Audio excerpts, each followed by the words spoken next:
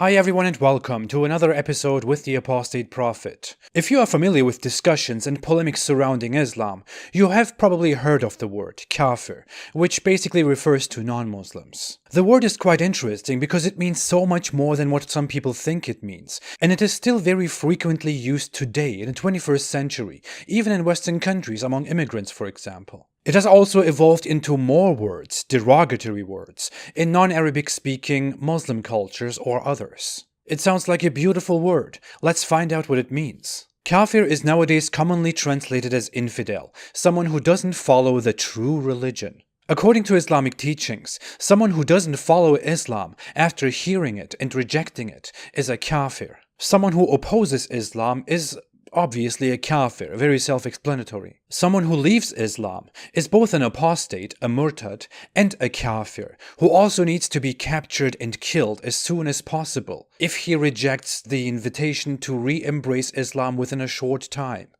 the religion of peace. There is one matter of dispute regarding Jews and Christians, but the common scholarly consensus is that both Christians and Jews who explicitly reject Muhammad and therefore Islam are kafir. Regarding Christians who believe in the divinity of Jesus, the Quran makes that very clear already. They have certainly disbelieved who say Allah is the Messiah, son of Mary. Christians will go to hell. I think this is very clear, so when someone tries to tell you that Islam is totally tolerant with Christians, you can just call bullshit on that. So basically, if you willingly don't follow Islam, you are a kafir. Welcome to the Kafir Club. In today's time, some people might not be able to fully understand the implications of this term. Therefore, I want to bring you back a little bit to older times, the times when Islam came into existence, and the centuries after that. Human relations and rights were quite different when Muhammad started to proclaim his message in Arabia in the 7th century. He didn't live in a republic where people are citizens. In pre-Islamic Arabia's tribal environment, just like in many other places in the world at that time, you as a person were not just a free person who could do whatever he wants to do. You were under the protection of a bigger group, a clan, or a tribe. And therefore, anyone who would kill you would drag himself into a blood feud and had to pay with blood on his own side, on his own clan's side, for example. Anyone who wronged you from a different clan had to pay for that. If the clan had a justification, a good reason, they could also expel you from the clan, and your blood would be therefore not protected anymore, and you could be randomly robbed and killed. Muhammad, for example, was part of the Hashim clan that initially protected him. But after he declared Islam and started to insult the traditions and the holies of his own clan, of his own tribe, he was threatened with expulsion and assassination. Now, what does all of that have to do with Islam and the word kafir? Well, when Muhammad declared Islam, and it slowly turned into a large religion, this tribal system turned into a much bigger but similar system of tribalism. Only this time, your protection didn't depend on your heritage and your blood, but on your faith. If we look at early documents on how Islam handled public affairs,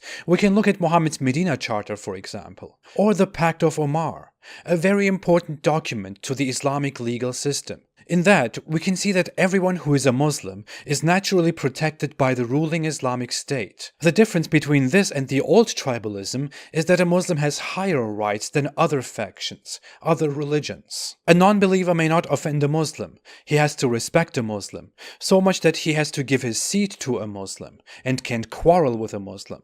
The infidel on the other side, the kafir, is a lower class, a group that is either fought and killed, or fought and subjugated and taken protection money from, jizya. Or the group can flee to other lands. So the kafir is basically a lower human with lesser rights, someone who is bad just by his disbelief in Islam. But wasn't Islam a religion that gave all equal rights and respected people? One of my favorite verses, chapter 9 verse 29, makes this whole ruling about taxing and fighting the infidel very clear. The consensus of Islamic scholars is also very clear on this. All the caliphates, including the one Muhammad set up, also practiced this. But maybe they all just misunderstood Islam. When we come to apostates, we can understand the death sentence for apostasy better if we think about it taking the tribal origins of Islam into consideration. Someone who is a Muslim is under Islamic protection. When he leaves Islam, he would no longer have a right to this protection. He would be expelled because he discards the most basic requirement to be under this protection, being a Muslim. And the Islamic hegemony also wouldn't want this individual to go over to one of those lesser, other groups, those non-believers. Therefore, an apostate needs to return within short time, or, according to Islam, he is executed. So, labeling someone a disbeliever, a kafir, basically means you are not one of us. Better watch your step. Aside from that, now that we have understood Islam's supremacist system, the word kafir is not very innocent in itself. I always find it funny when Muslims mention the Jewish word goy, Gentile, to somehow imply that there is a big evil in Judaism, when Gentile simply means people, nation, non-Jews. The word kafir is not that innocent. It refers to someone who covers, who hides the truth, which is Islam. So the word itself, when given to someone who doesn't believe in Islam, implies that the kafir, the infidel, is someone who hides the truth of Islam and is therefore bad, evil, an enemy. That's why the Quran deals in most of its content with the evil, filthy infidel and makes all kinds of insults, accusations, and threats against the infidel. That's why it's very common to see Muslim apologists say stuff like, "You know Islam is true, you are just denying it." Of course, I want to burn in hell for all eternity, just for fun. Or, "You know Islam is true, you are just jealous." Yeah, I'm so jealous. I so badly want my world to look like this. And I so badly want to look like this guy. Let me tell you one thing, brother. I am a medical doctor.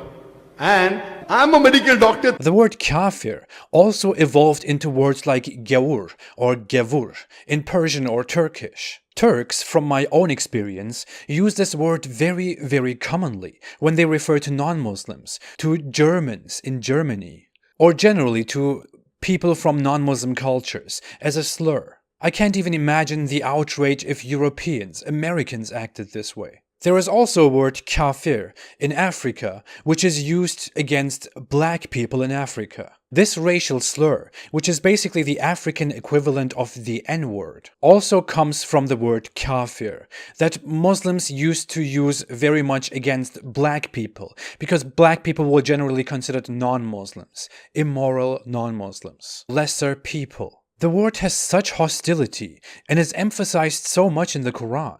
That's why we have authentic, traditional Islamic hadith, where Muhammad was ordered to fight the non-believers until everyone obeys the true religion, Islam, submission. The Quran is not very nice to the kafir. It calls us blind, deaf, dumb, sick, corrupt, corrupted, deserving of punishment, deluded, the worst of creation. Allah says that He mocks us infidels. Well, I don't know about that. I think I'm much better at mocking Allah, Muhammad's creation. No wonder it is not allowed in Islam to take the kafir as a friend, to give charity to a kafir, to pray after us, to like us, to be like us. Because we are only the enemy of Allah, disgraced, cursed, and destroyed. But let's just focus on an early small chapter in the Quran, where the Quran peacefully says, "To you is your religion, and to me is mine." Let's just forget about all these insults and curses toward the non-believer.